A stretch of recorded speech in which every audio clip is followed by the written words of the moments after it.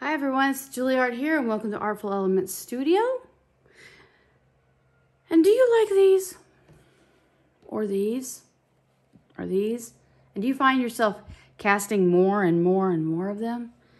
And then they just kind of sit around or don't sit around, if you know what I mean? They just roll everywhere, unless you have stands for them. And there goes mine. Well, I had remembered a project that I had worked on. It was a heart, and it had in the kit, I'm going to show you this kit here. It's all these studs, different kinds of studs. And in there were these really cool curved ones. See that? Aren't those neat? Okay. Well, we're going to use those in our project. And they even have bigger ones like this that are much hardier material, okay?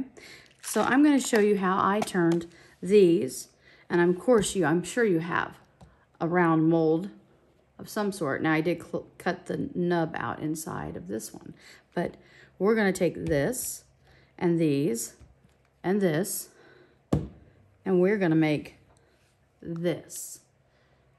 And this is going to be this for that. No matter what size you have. And this is a heavy labradorite one. And look at that. So quick, so simple. And you can buy these in, if you want one particular style, you can order just one particular style. You don't have to get the whole kit. This is just something that I have in the studio. So let's get started. Now, if you've got fusion film laying around, it would be cool to, create a disc. And then we're going to mount these on it so that if you wanted a larger one, you could do this, right? But what I have found is I really don't have to have a large disc if I don't want it. This small one works so perfect. And we have lots and lots and lots of these. And that's what I thought we'll do, is we'll make this, okay? Now, also can be a little table, and you can put one of those on and it'll be a bigger table. I think you get the idea. It's really up to you how you want to stack it. No matter what, it's going to be a stand to help hold a sphere. Or it would hold other objects as well. Okay, so we're just going to need our little mold. We're going to take some of our UV resin. Just a little bit in the bottom. Kind of roll it around. Alrighty.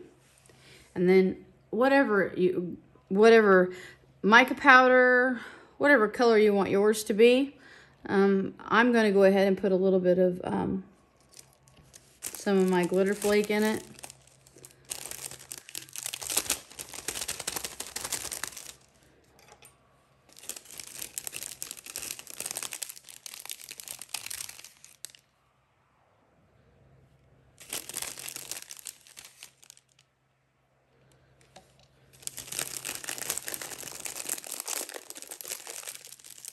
You could easily cut one disc of fusion film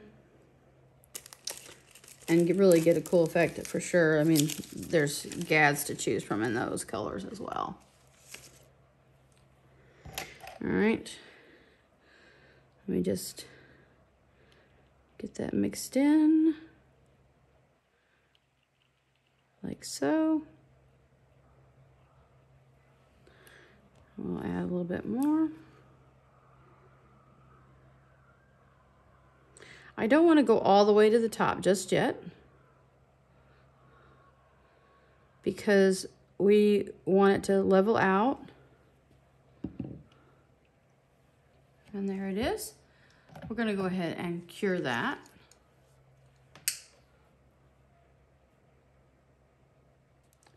Okay, so now we're going to go ahead and put some more resin on here. And you don't need to go too much to the top, because we want to make sure that when we put these in, it's going to raise the, you know, level of resin up. So now we'll just take these and place them around where we want them.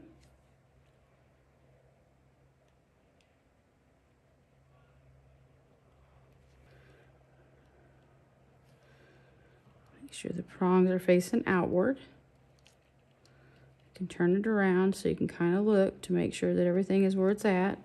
It does help to make sure you're working on a level surface because they will slide around if you don't.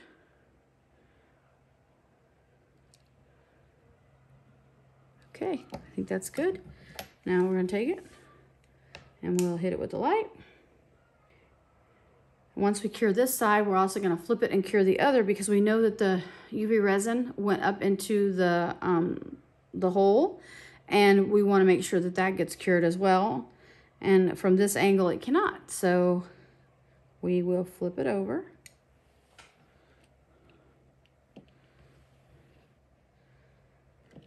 Okay, now we will take it out of the mold. There it is. And we will finish giving it a good cure.